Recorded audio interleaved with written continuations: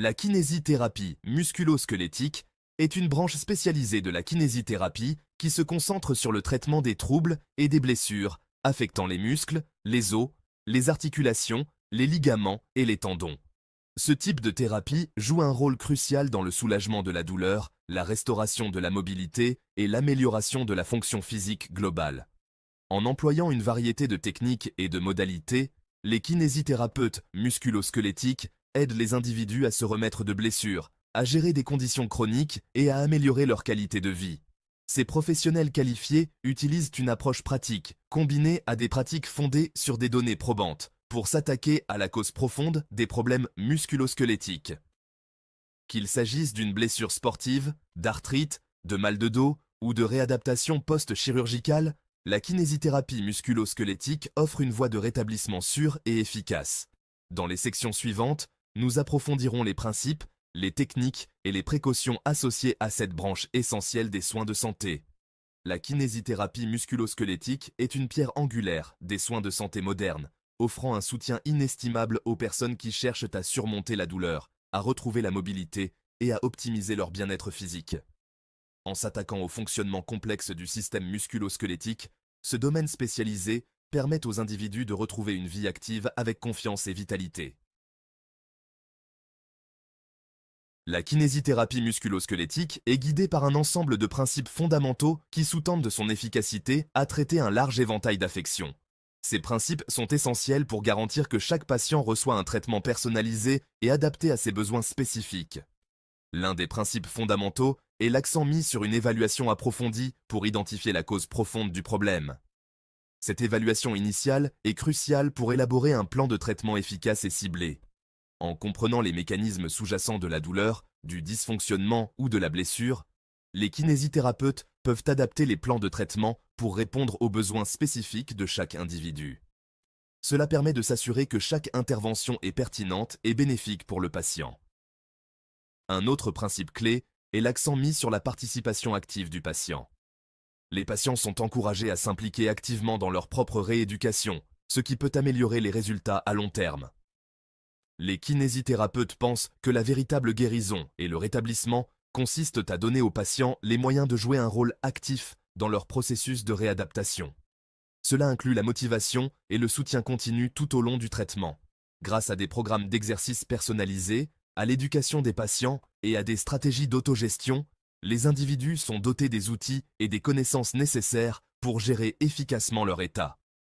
Ces programmes sont conçus pour être adaptés et modifiés en fonction des progrès du patient.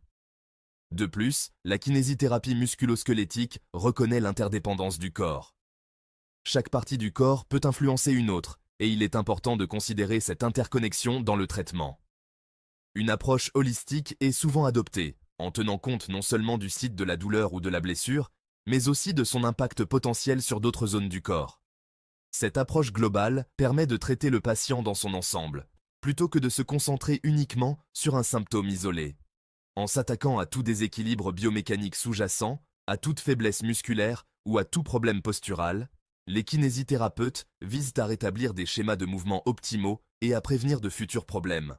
Cela inclut des exercices spécifiques pour renforcer les muscles et améliorer la posture. Enfin, la kinésithérapie musculo-squelettique est solidement ancrée dans la pratique fondée sur des données probantes. Les kinésithérapeutes s'engagent à suivre les dernières recherches et à intégrer ces connaissances dans leur pratique quotidienne.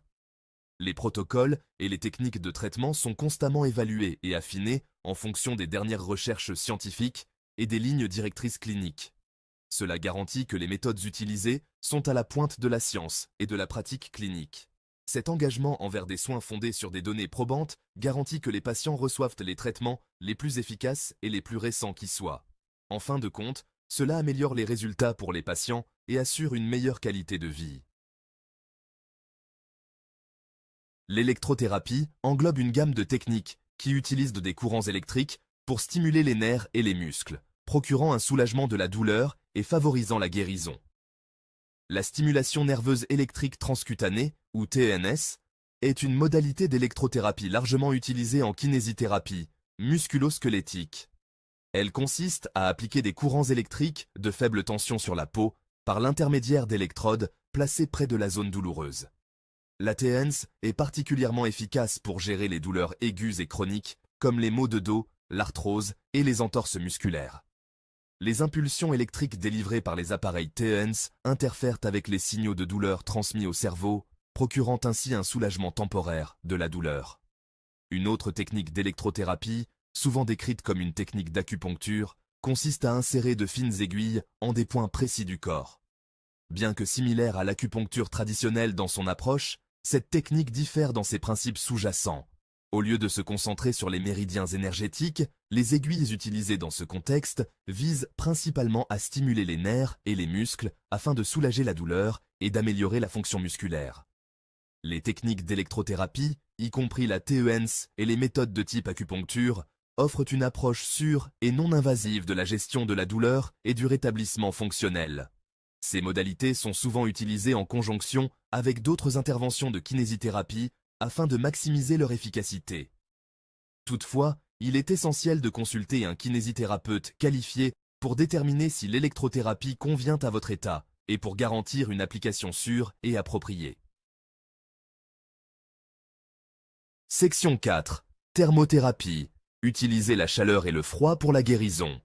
La thermothérapie, l'application thérapeutique de la chaleur ou du froid, joue un rôle important en kinésithérapie musculo-squelettique. Elle est utilisée pour traiter une variété de conditions, allant des douleurs chroniques aux blessures aiguës.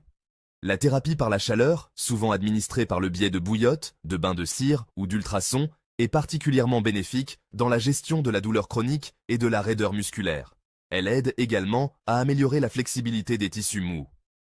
L'application de chaleur sur les zones touchées favorise la circulation sanguine, détend les muscles et réduit la raideur articulaire, soulageant ainsi la douleur et améliorant la mobilité. Cela peut être particulièrement utile pour les personnes souffrant d'arthrite ou de douleurs musculaires persistantes.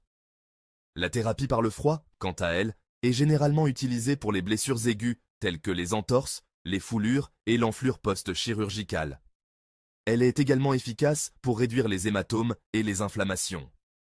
Les compresses froides ou les massages à la glace aident à contracter les vaisseaux sanguins, à réduire l'inflammation et à engourdir les signaux de douleur, ce qui procure un soulagement immédiat de la douleur et de l'enflure. Cette méthode est souvent utilisée immédiatement après une blessure pour limiter les dommages. Le choix entre la thérapie par la chaleur et la thérapie par le froid dépend de la nature et du stade de l'affection musculo-squelettique traitée. Il est crucial de comprendre les besoins spécifiques de chaque patient pour choisir la méthode la plus appropriée. Dans certains cas, l'alternance de la thérapie par la chaleur et la thérapie par le froid, connue sous le nom de thérapie par contraste, peut être recommandée pour améliorer le flux sanguin et le drainage lymphatique, ce qui contribue davantage au processus de guérison.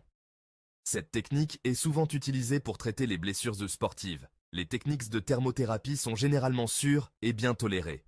Cependant, il est important de suivre les instructions d'un professionnel de la santé pour éviter tout risque. Toutefois, certaines précautions doivent être prises pour éviter d'éventuelles complications. Par exemple, il est crucial de surveiller la peau pendant le traitement pour éviter les brûlures ou les engelures.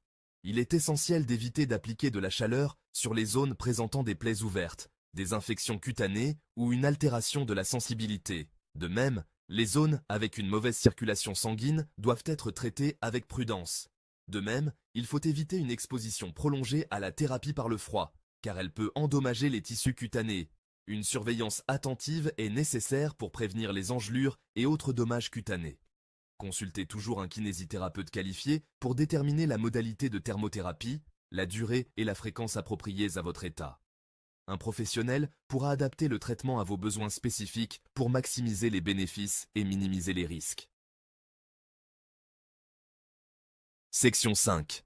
Hydrothérapie. Le pouvoir de l'eau dans la réadaptation. L'hydrothérapie, l'utilisation thérapeutique de l'eau, exploite les propriétés uniques de cet élément pour faciliter la guérison, améliorer la mobilité et renforcer le bien-être général. En utilisant l'eau comme moyen de traitement, les thérapeutes peuvent créer des programmes personnalisés qui répondent aux besoins spécifiques de chaque patient. La flottabilité de l'eau offre un environnement favorable qui réduit le stress sur les articulations, ce qui en fait un milieu idéal pour l'exercice et la réadaptation, en particulier pour les personnes souffrant d'arthrite, de blessures musculo-squelettiques ou de limitations de mobilité.